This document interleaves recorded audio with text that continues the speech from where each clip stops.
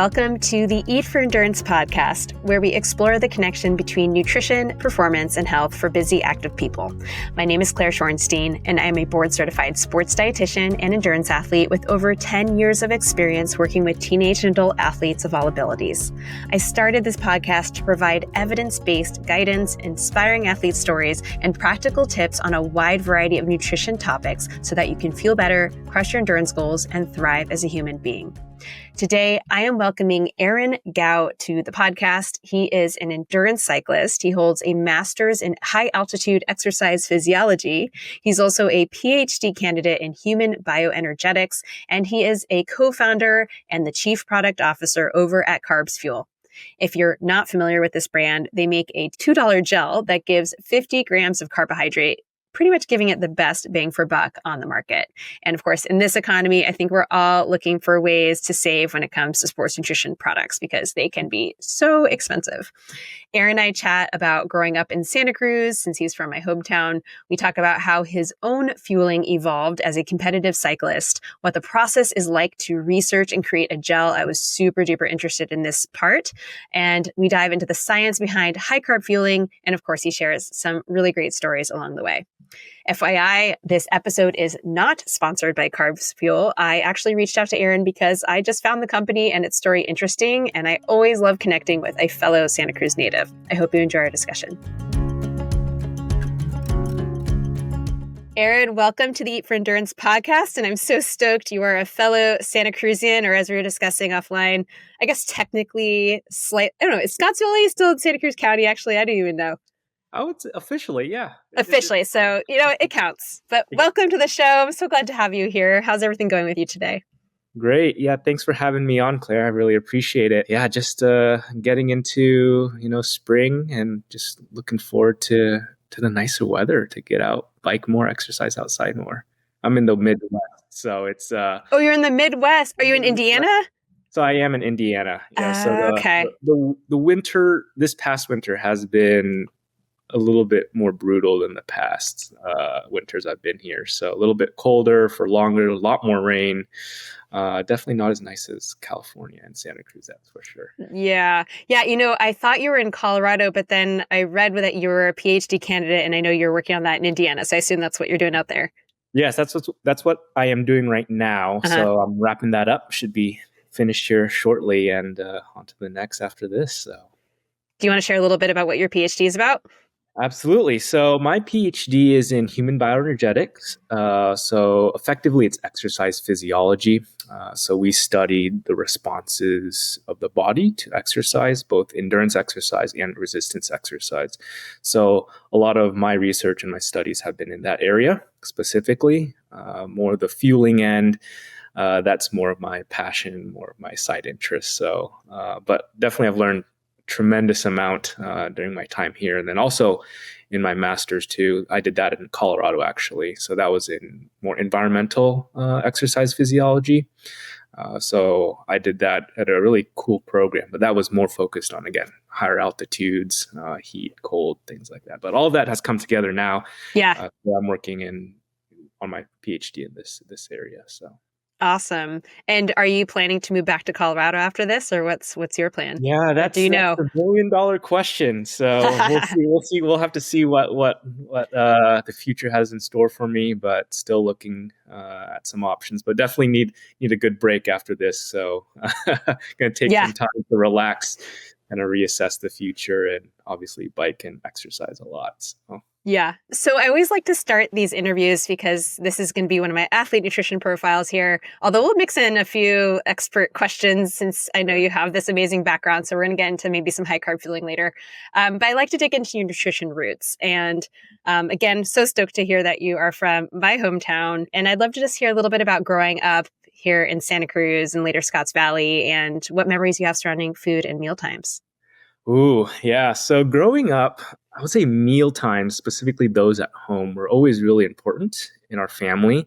So we would always sit down. That was always something we did every dinner time. Obviously at breakfast and lunch. Lunch is at school, and then breakfast, we were always in a rush to get up and, just get essentially food in your mouth so that you're ready for the remainder of the day. But really, a lot of the meal times at home were focused around dinner time, sitting down, and mom and dad did cooking. And I was fortunate that I really enjoyed their cooking. They also instilled in me to explore different foods and never really be shy to try new food. So growing up, I ate everything. Obviously, if I didn't like it, I couldn't finish it.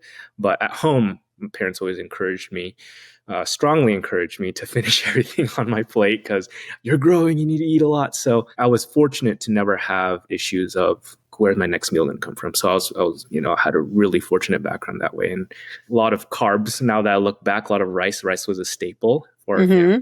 So a lot of rice, a lot of protein, a lot of veggies. So growing up, again, ate all sorts of different foods, encouraged to try different foods. So that's really carried on to where I am now. So really open to trying new foods. But we've always also emphasized eating healthy. So always had veggies no matter what. Fast food was always a treat for us. So that was a rarity when I was growing up eating. So I was fortunate to have parents who focused on good diet. And that's definitely obviously carried on to how I eat now. I was also quite athletic, I should say, or at least I participated in a lot of sports when I was younger. So during that time, and my parents didn't have much background like exercise fueling, so I didn't really fuel for my exercise. I would just always eat before exercise, and there's no really pattern or reason to how I ate before exercise. A funny story is I played freshman year football at Scotts Valley High, and they would have something called Hell Week in the lead up to the season to get everyone in shape. So it was just these super rigorous, essentially, exercise-specific conditioning to get you in shape. And it was really hot. And I remember this would all happen during the summer before the start of the school year. So I remember before going to practice that day, I ate I think my mom had fried rice. So I ate fried rice, and it had a decent amount of fiber and corn, peas, and carrots. Oh, no. You can see where the story is going. We went deep that day, and I got to the top of the hill. So there's this hill that you have to drive up to get onto the high school, but we would do repeats up and down that hill. And on the last one, I threw up, and out came my meal. So, now looking back, with the knowledge, would I have eaten, fried rice with that much fiber that close? Probably not. Maybe a Joe. Yeah. So, I'm fortunate to have a good relationship with food, and I eat a pretty well-rounded diet. And that's really come from, growing up in a home that valued that. So, yeah. Did you get up to any other, so football, what else were you active in when you were growing up here? Oh man, I did soccer for a long time, played baseball as well. I pretty much tried and played everything. My parents were really supportive of me trying different things. But eventually when high school started to get more busy, studies and whatnot, I defaulted to more of the aerobic running sports. So I actually ran a little bit of cross country, which carried over from middle school, but only ran a little bit in high school, and then focused on sprints. So for me, a long distance run would have been 400 meters. Yeah. So I did a lot of that in high school, and that was pretty much the majority of my sports. Did you spend much time at the beach? Were you into any of the water stuff? Yeah. Oh, yeah. Tried surfing a little bit, never caught on. But I love spending time in the beach because, as you know, the beaches in Santa Cruz are really nice. Yeah. Were you ever dragged into junior guards or any of that kind of stuff? No, a lot of my friends were. Same. Did not do it. No. Same. Yeah. Everyone was like, "You're from Santa Cruz and you don't surf?" I'm like, I literally am terrified of the ocean. Yeah, the waves are a lot bigger. When people say 6-7 foot waves, you look from afar, it's not that big, but you get down to you get right underneath, and some of these feet is actually quite tall. Yeah.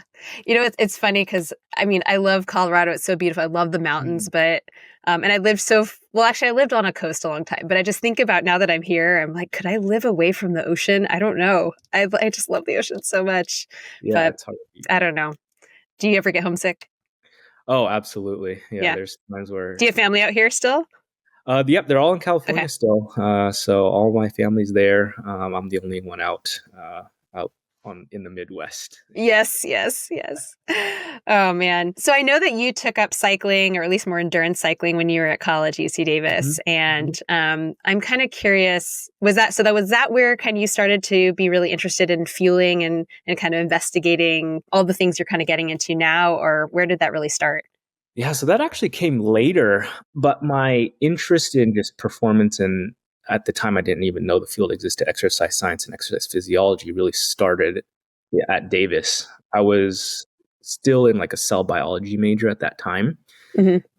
When I started cycling, and I knew I wanted to do in my life, I wanted to do something related to science. And naturally that track usually ends up being like a doctor or some similar field. So during my first couple years when I was cycling and beginning to get a little bit faster and faster, and I naturally asked the questions, oh, how do you get faster? And then that leads you down the rabbit hole of all different things and recovery and whatnot. So everything was really focused on how do you optimize your training and performance. But at that time, where I guess people outside of the fueling community or the scientific research in that area, it was more, what is FTP, what functional threshold power, what is your power that you should be riding at, what are these zones? That was like the big focus.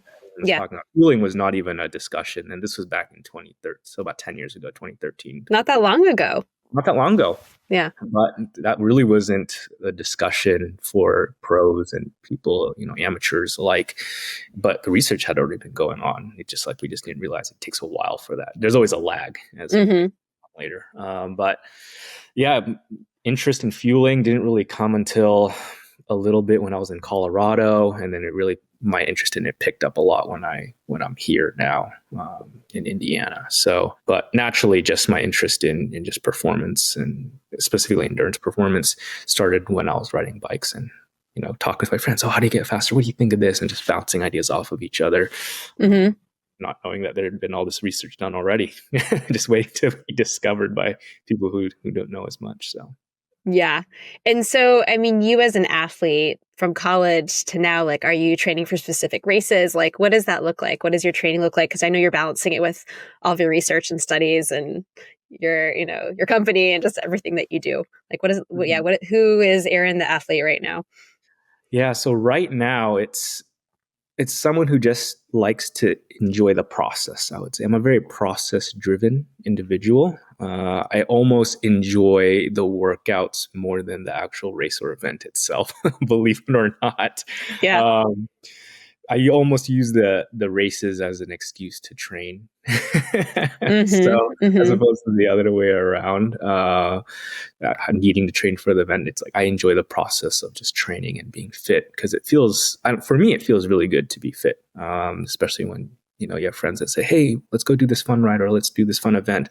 I don't have to be like, oh, I don't know if I'll be fit enough for that. So for me, it's more for health. Obviously I study a lot about the health benefits of it now. And so that's been a big focus for me. So always exercising for health, but then a little bit exercising enough so that if I need to ramp up the volume or the intensity for preparing for a certain event, it's not unattainable within a short amount of time. So yeah, I would say just still a recreational athlete that loves to go fast every once in a while and then compete for the Strava segments, every once in a while. So, yeah. Those are my small victories if I can get a crown or a top 10 every once in a while.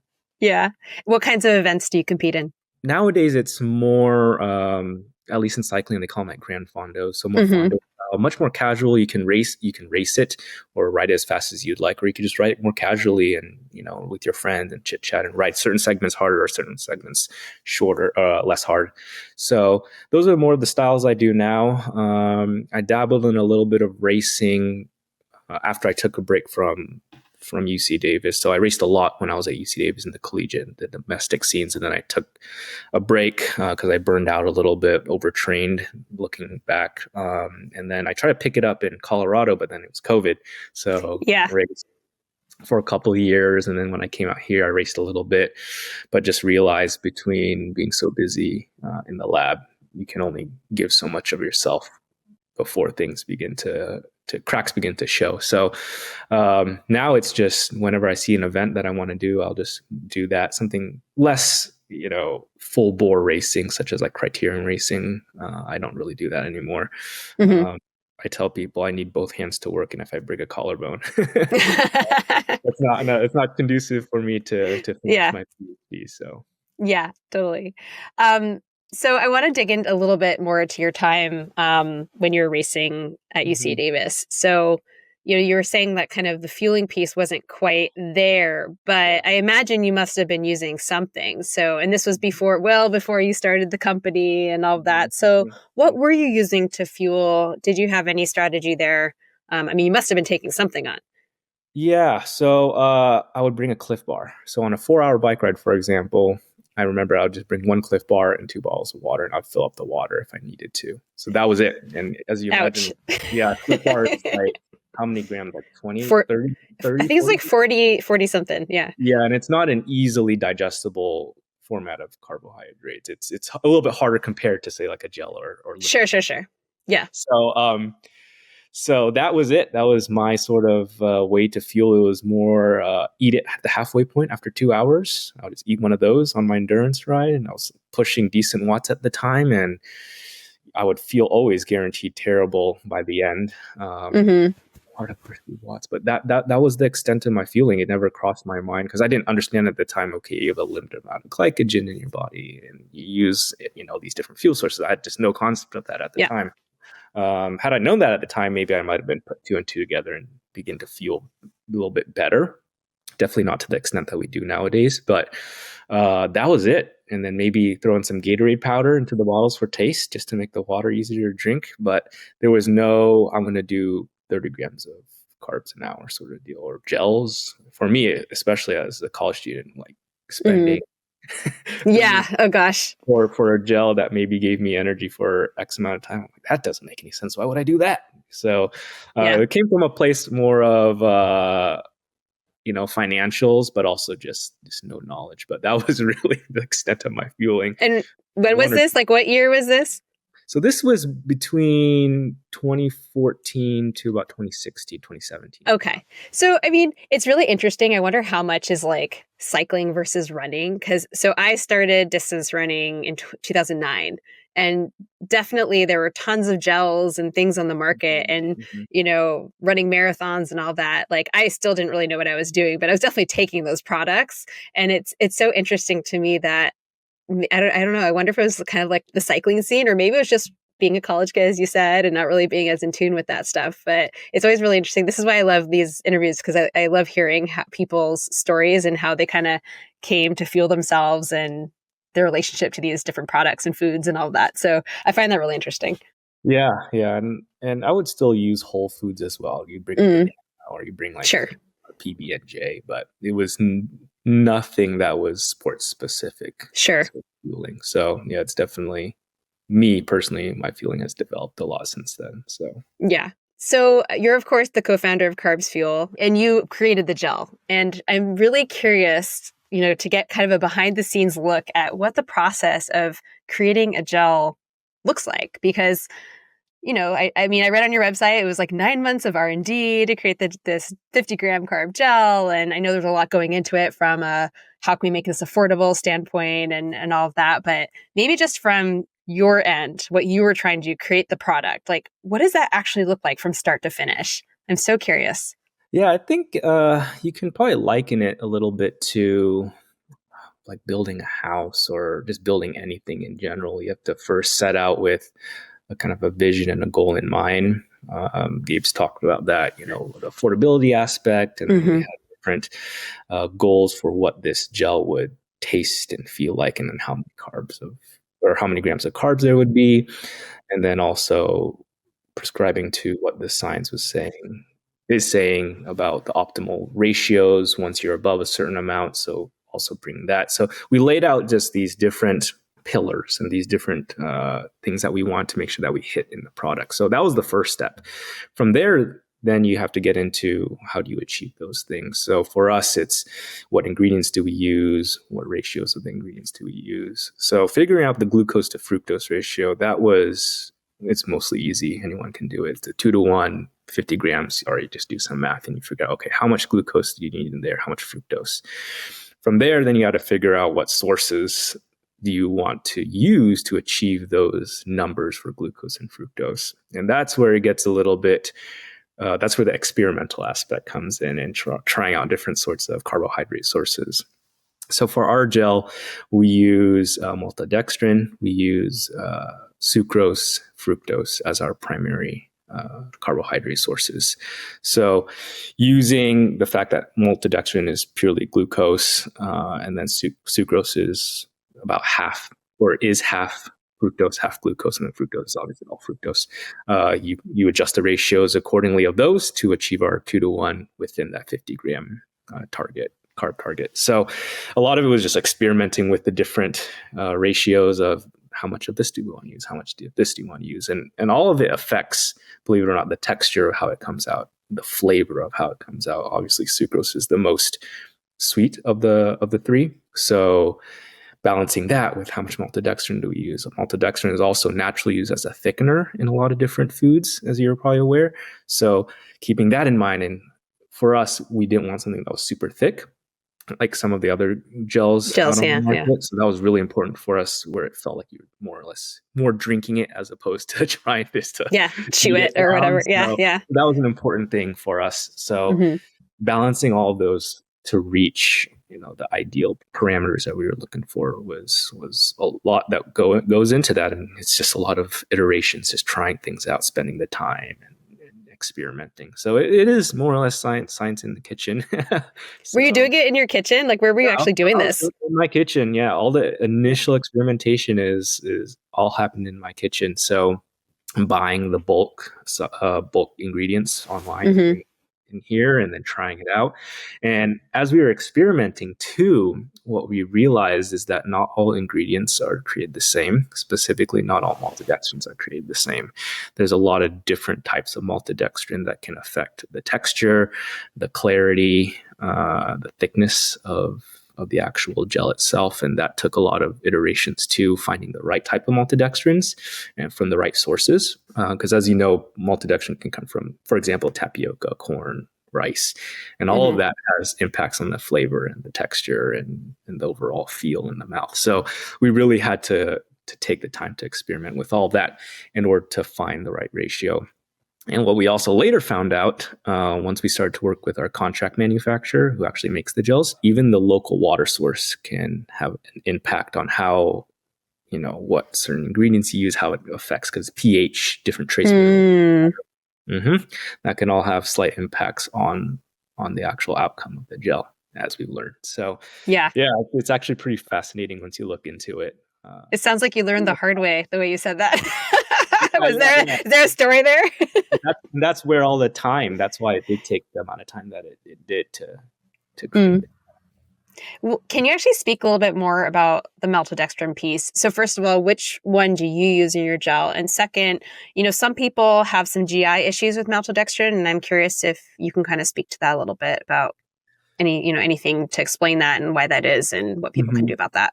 Yeah, so we used a corn-based maltodextrin, and everyone's going to have certain sensitivities, some more than others, to certain ingredients. For example, if you have like sensitivity or an allergy to corn, then maybe using a different sort of maltodextrin might be better. So that's why you see tapioca being widely available for those reasons, and that's why some nutrition companies will use that to avoid that. So yeah, really, I think it goes to the importance of, that's why you need to experiment with the nutrition that you use and finding one that works for you. So if you're allergic to corn or have a sensitivity to corn, probably stay away from products like that, or ask the company, what do you use for that, just to avoid that issue. But yeah, sensitivities are always, it's difficult. So it's one of those things. And I think it's important too to realize, especially if you're a new fueler, not immediately thinking, like, unless you know for a fact that you have an allergy or a sensitivity,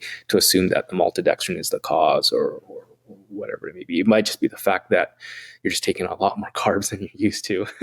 Or hydration, or like a million other reasons why you could potentially have GI issues. There's so many issues, so many reasons. Yeah, so many factors there. So. Totally.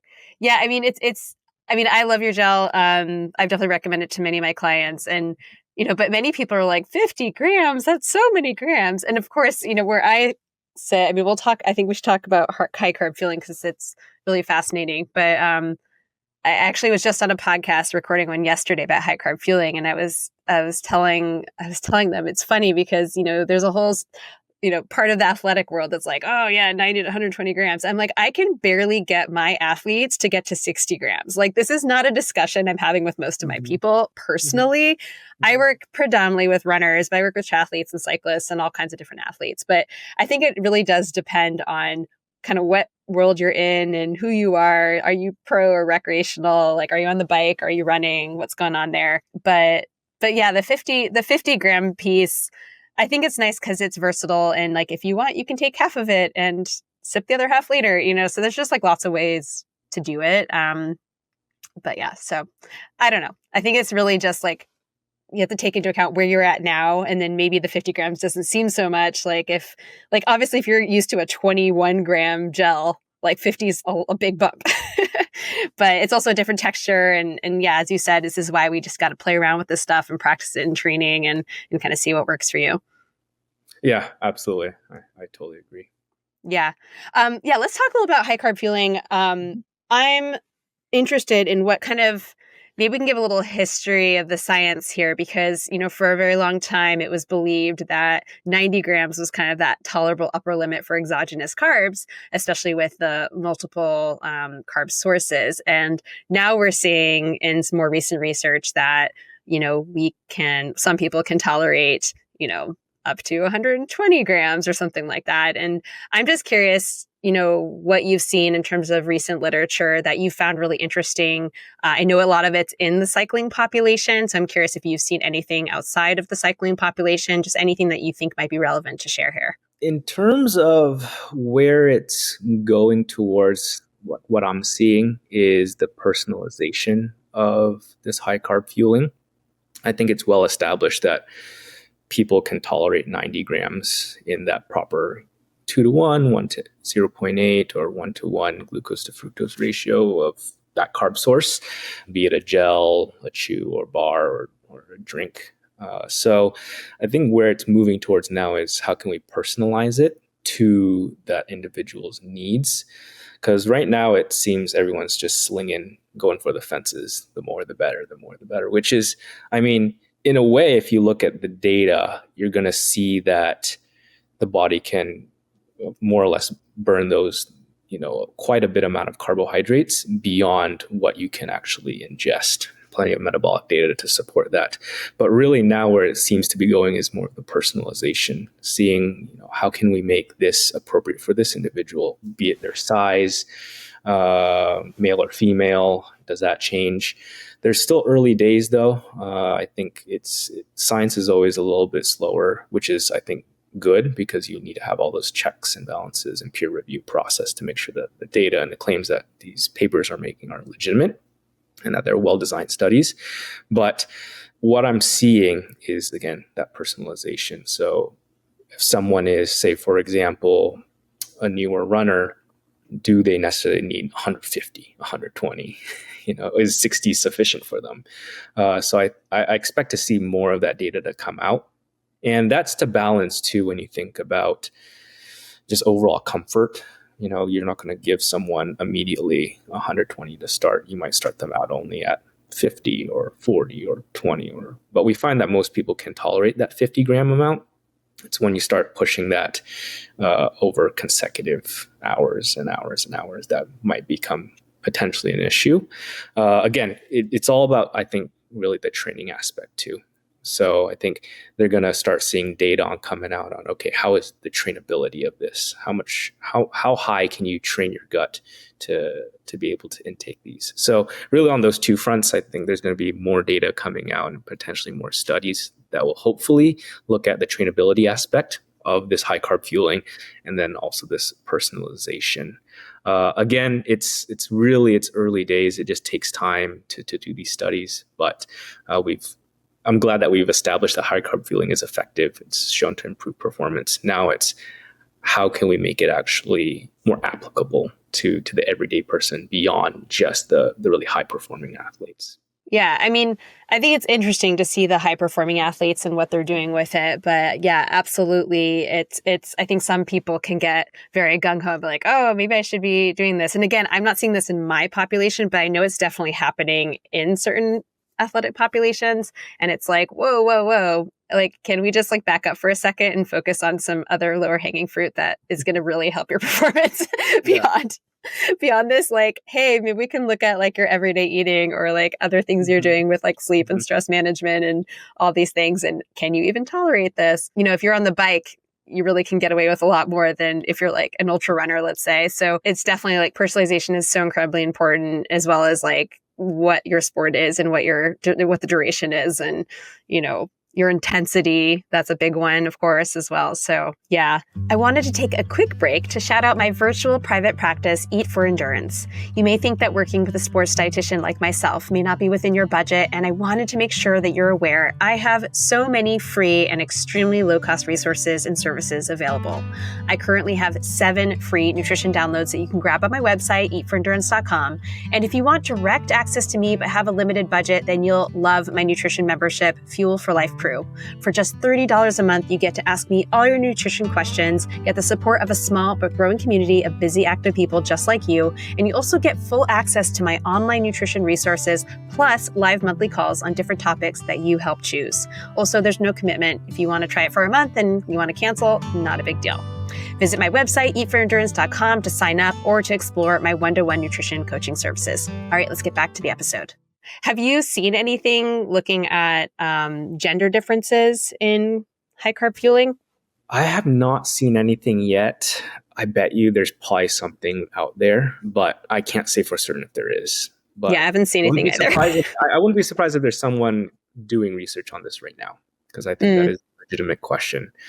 Because they have, that's an area that just hasn't been addressed yet. So I think that's something that's definitely worthy to look at, and finding and designing a study like that would be phenomenal, I think, for the of this fueling.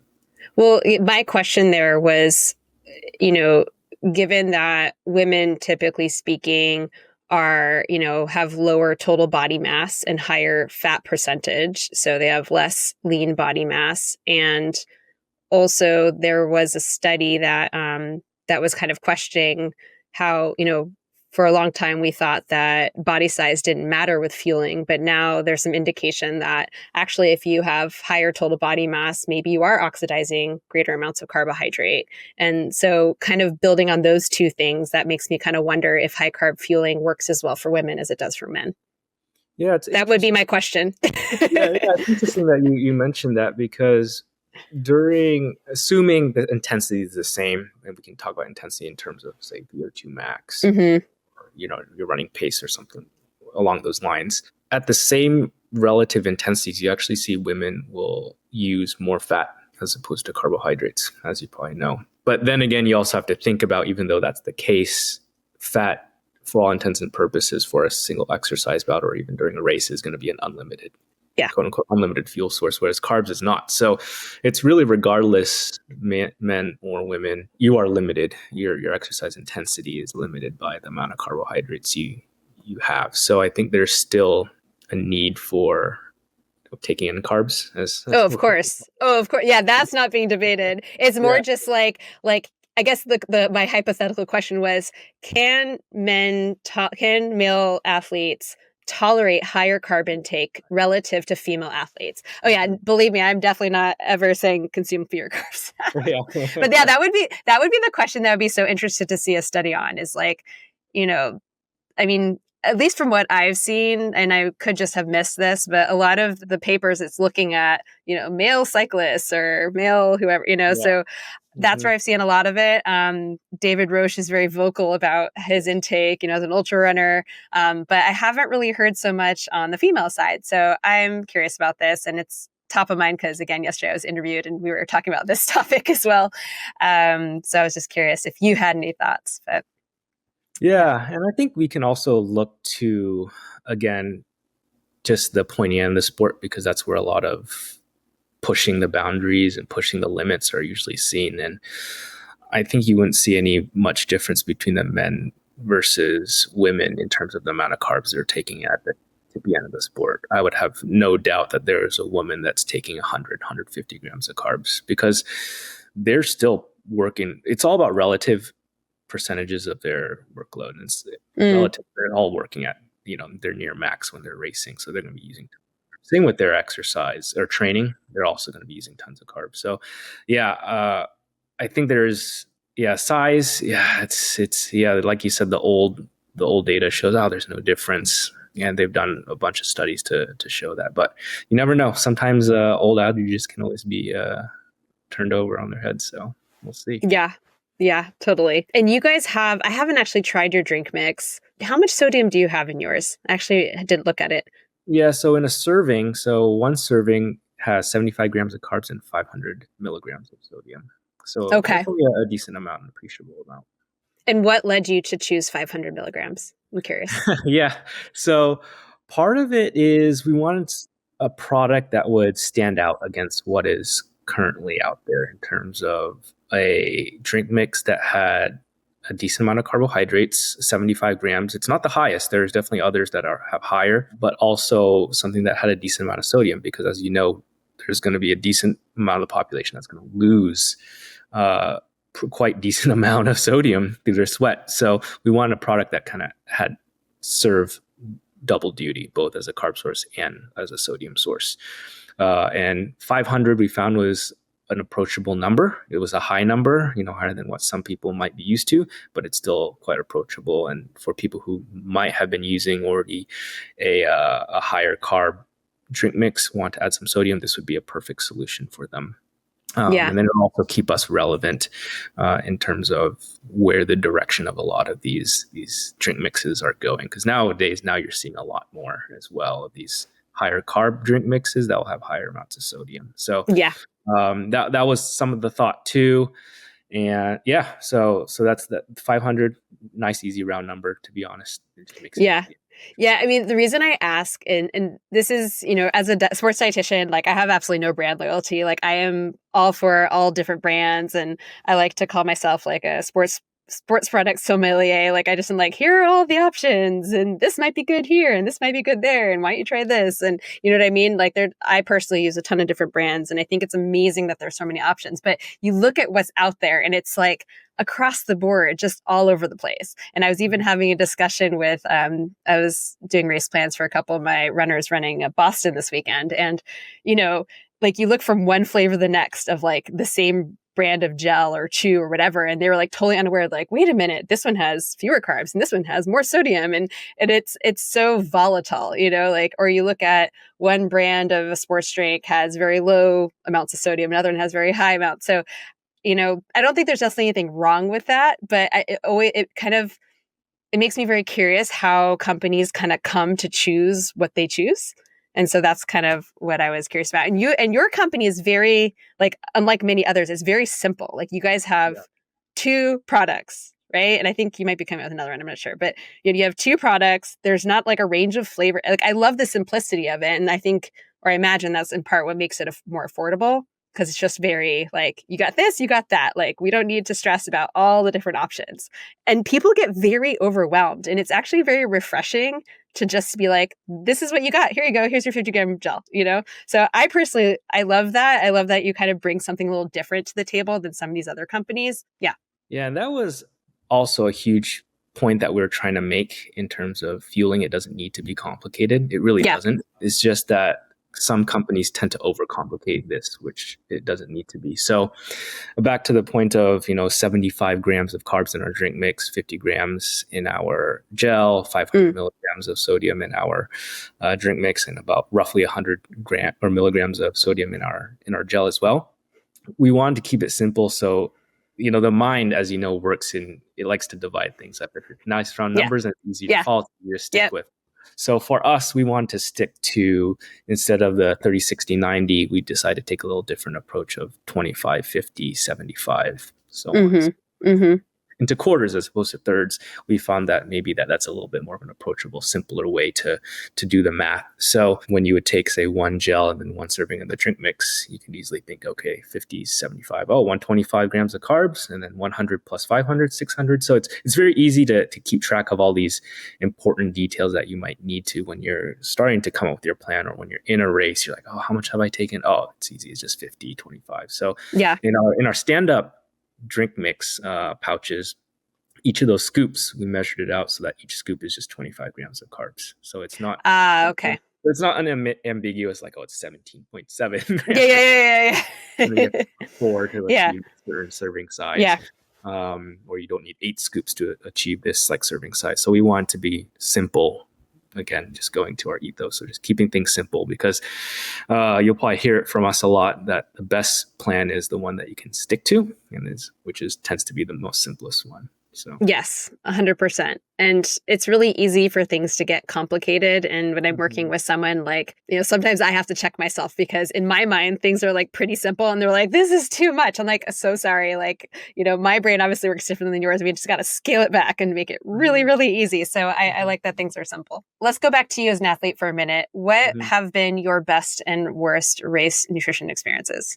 Oh, can I include training rides? Would that be okay Yes. to discuss? Okay, Sure. so I'll go with the worst. So the worst was in probably 2016. I was home from winter break. So when I was in Davis, I would frequently ride 60 miles, no problem, on like one Cliff Bar and a couple balls of water.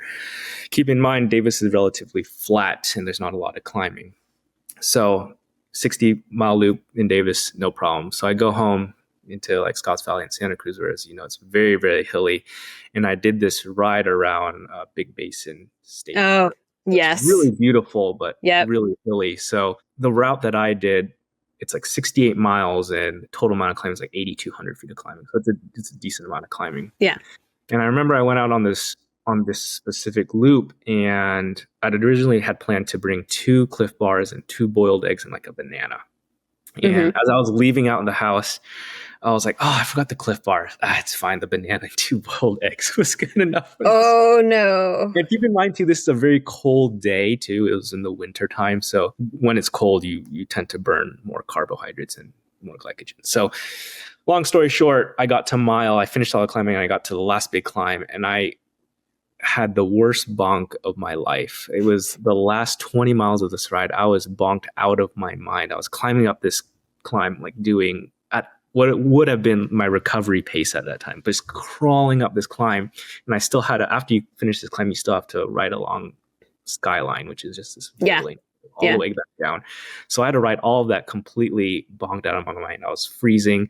And I swore after that, never again would I leave those 2 Cliff Bars home. I would always not be lazy, turn around and go back home inside and just grab 2 Cliff Bars off the table. So yeah, I've run that. I mean, not the entire thing, but I've run there, and it's definitely no joke.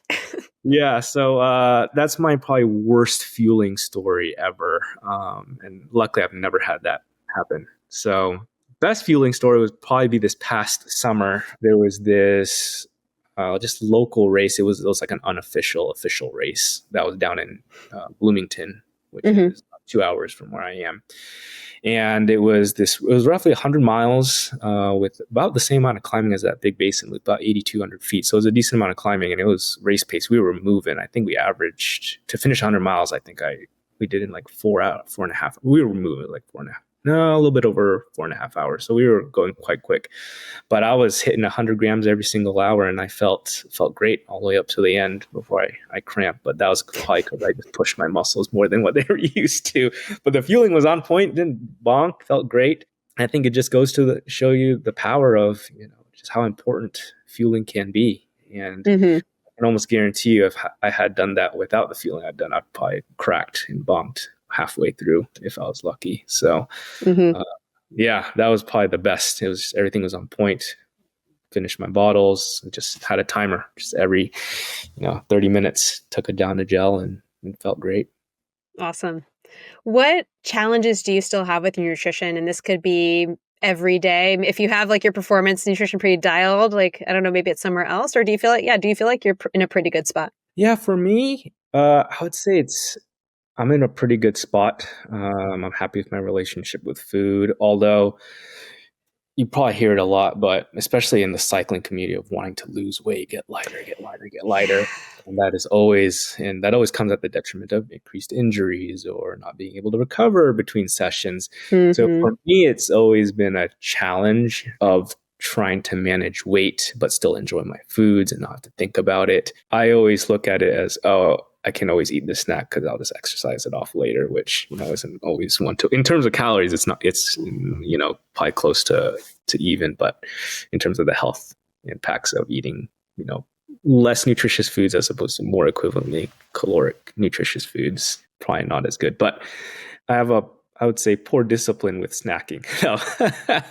So that's my big weakness there. But in general, though, I would say, again, I think it goes back to just how I was raised. I had really good relationship with food. My parents taught me well growing up how to eat, and I've never had really moments where I had struggles so much with nutrition. But who's to say it might not happen down the road, because you never know what the future holds. So. Yeah, the weight thing is really tricky. And I get a lot of people coming to me, some cyclists and triathletes, a lot of runners, a lot of women in midlife who are, experiencing changing bodies. And it's not necessarily for performance, but just like, oh, I feel uncomfortable in my body. And sometimes people are coming being like, I want to lose weight to be faster. And we have the conversation of, hey, weight is one of many different factors that impacts performance, right? And it's not always a discipline thing with food too. And, we want you to, enjoy your food. Snacks are designed to be like very palatable, and especially if it's like an ultra processed snack, like they're very much designed to make you want more. So it's not like a discipline thing. It's just that's the nature of that food science.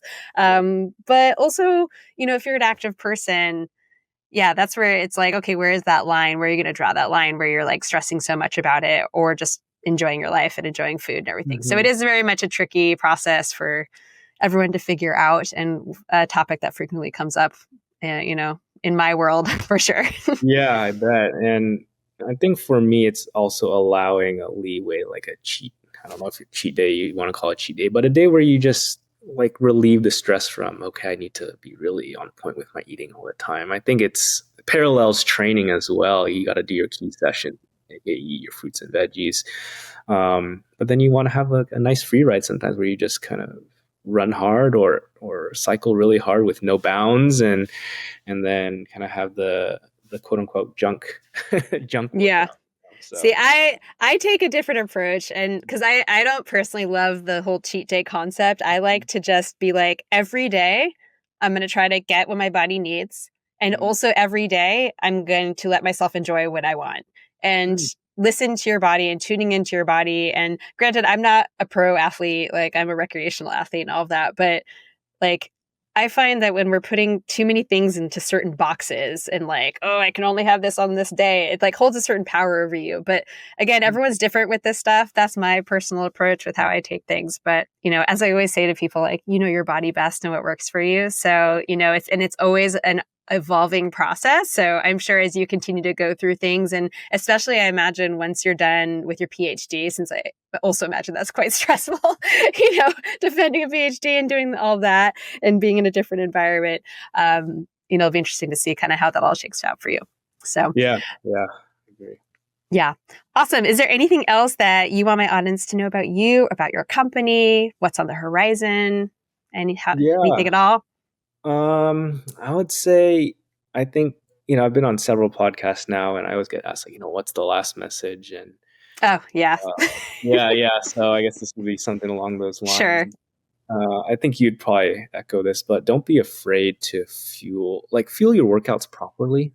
And that's still something that kind of also is always in the back of my mind. I'm like, do I really need that extra gel? Do I really need it? Yeah.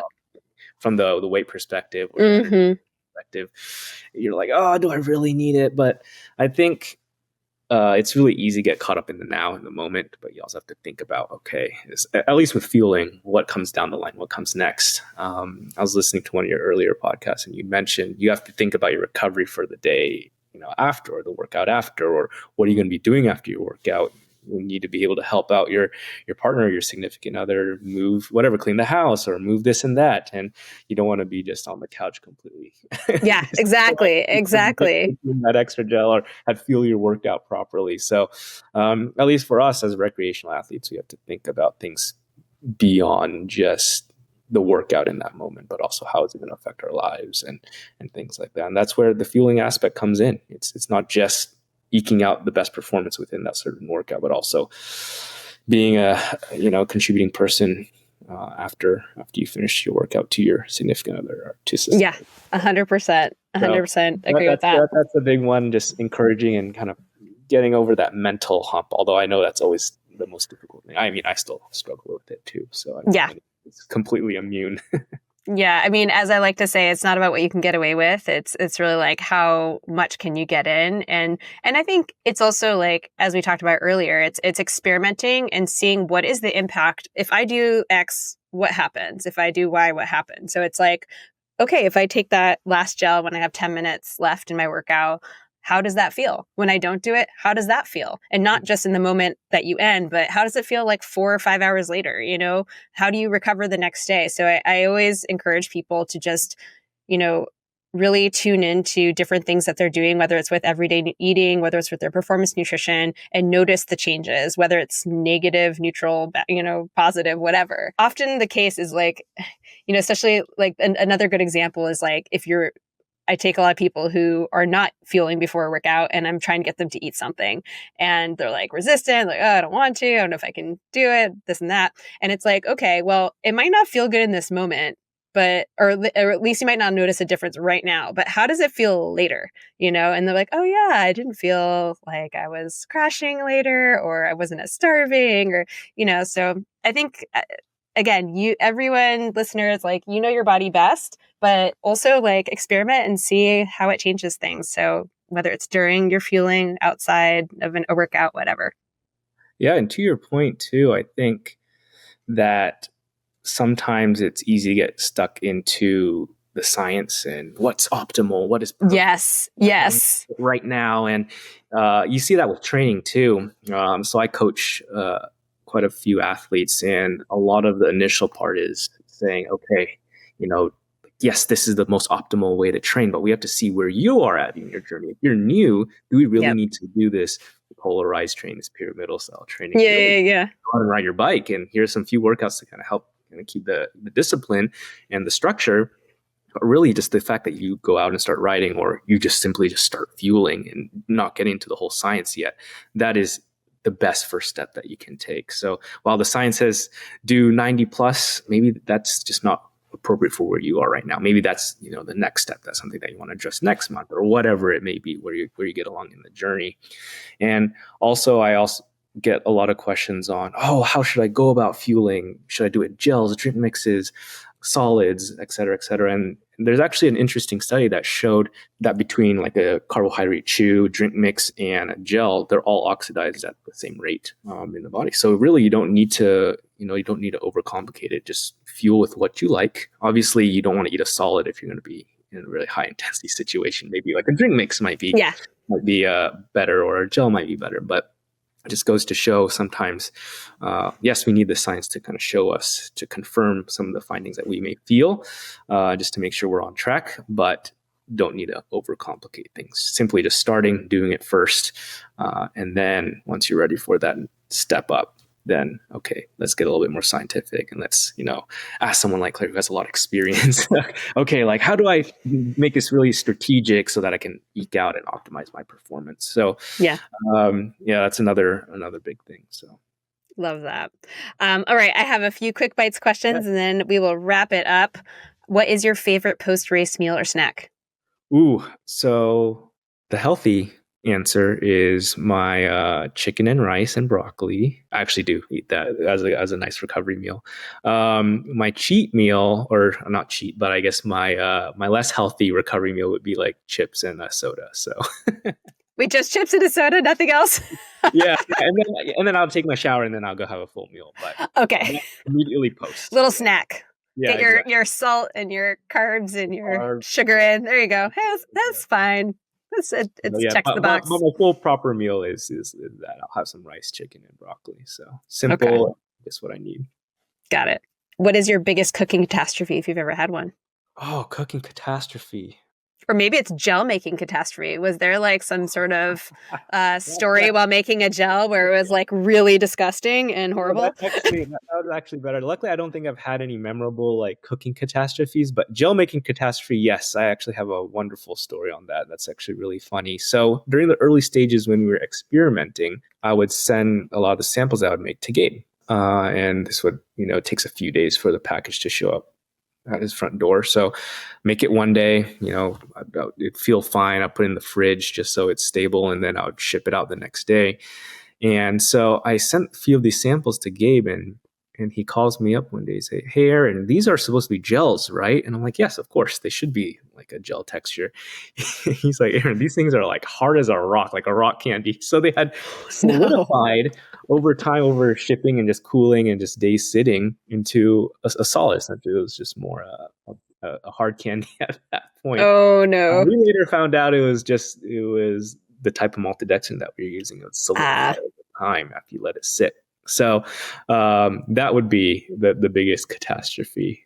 So it was not a gel; it was candy at that point. Or maybe are we talking a new product line where you have hard candy gels where you're just kind of sucking on it for a little exactly a slow slight choking hazard potentially, but I mean, I don't know. Sometimes people suck on like a ginger chew or something. Maybe it's like, oh, I can't get a gel in. I'm going to suck on a gel candy. Exactly. Maybe I just invented something. No, okay. Yeah, right. Oh my goodness. Well, that sounds fun. What is the most exotic or interesting food that you've ever tried?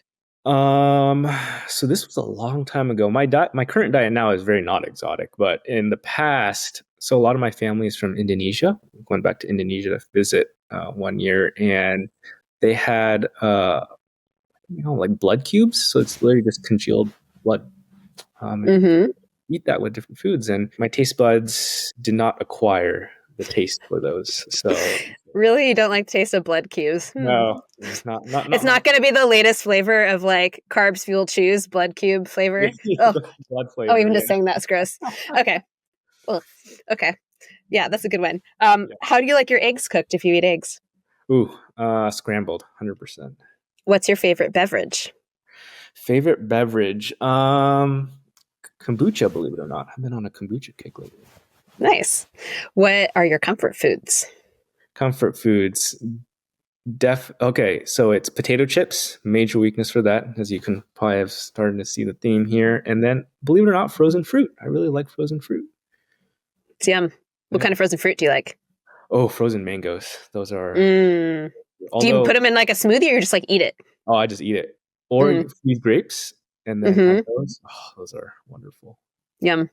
What's your favorite ice cream flavor, if you like ice cream? Oh, ice cream. I'm not a huge ice cream guy, but mint chocolate chip. Or dessert? Yeah. What's your favorite dessert then? Favorite dessert? Fruit, believe it or not. I'm not a big dessert guy. Growing up. You like the salt? Yeah. I'm a big savory guy. Yes. Okay. Snacks, my weakness. Did you ever go to any taquerias? Were you into the Mexican food out here? Oh, absolutely. Yes. What was your favorite place? Oh, man. I'm forgetting the name. It's in Scotts Valley. It has the chicken is the logo. It's all good. Yeah, I'll remember in the shower tonight. So yeah, totally. And last question: what are the top 3 items of gear that are most essential to your active lifestyle? Top 3 items of gear. Oh man, my bike, definitely number 1. Does it include the other aspects of my biking outfit as well, or? This is a very open-ended question. People interpret it very differently. So yeah, you can break it out. You can include your helmet, whatever you want. So definitely my bike, my heart rate monitor, and then, oof, man, this one's hard because some of them you need them together to function. Top 3. Oh. Maybe your Cliff Bar so you don't bonk again. Okay. Yeah. Yeah. Not the hard-boiled egg. We can leave that one at home. I would say let's play this out. My bike, all my data collection equipment. I'll just say that's as one. Okay. My heart rate, my computer. Yeah. Okay, that's fine. Data guy, and then my carbs fuel. I need my fuel. There we go. Without that, so awesome, Aaron. Where can everyone find you and your company if they want to go give you a follow or learn more? Yeah, they can follow us at Carbs Fuel. We're just at Carbs Fuel on Instagram. We have our website, carbsfuel.com. And if anyone ever wants to reach out, they can find my Instagram, just Aaron_Gouw. That's an option too, or just send an email to Carbs Fuel, and then essentially it'll eventually make its way to me if you need me. There are only like 3 or 4 of you guys, right? It's a pretty small company. Yeah, it's pretty small, but we're growing slowly. Yeah, we're growing Nice. slowly. So. Awesome. Well, thank you so much, Aaron. It's been really fun getting to know you. Thanks for coming on. Thank you so much, Claire. Appreciate it. That's our show for today. Before you go, I have a huge favor to ask. If you're enjoying this podcast, would you be willing to share it with a friend or on social media? I would also really appreciate it if you're willing to leave me a 5-star rating and review. And also be sure to hit follow or subscribe wherever you listen so you don't miss an episode. I do have some affiliate codes that you can use to help support my free content at no additional cost to you. For instance, you can use Eat for Endurance 20 over at Scratch Labs if you're a first-time customer and get a 20% discount. I have other codes on my shop page of my website over at eatforendurance.com. And lastly, I have a Patreon page that I've linked to in the show notes. As always, please get in touch with any feedback, topic requests, or just to say hi. I would love to hear from you. All right. Thank you so much. I will see you all next time.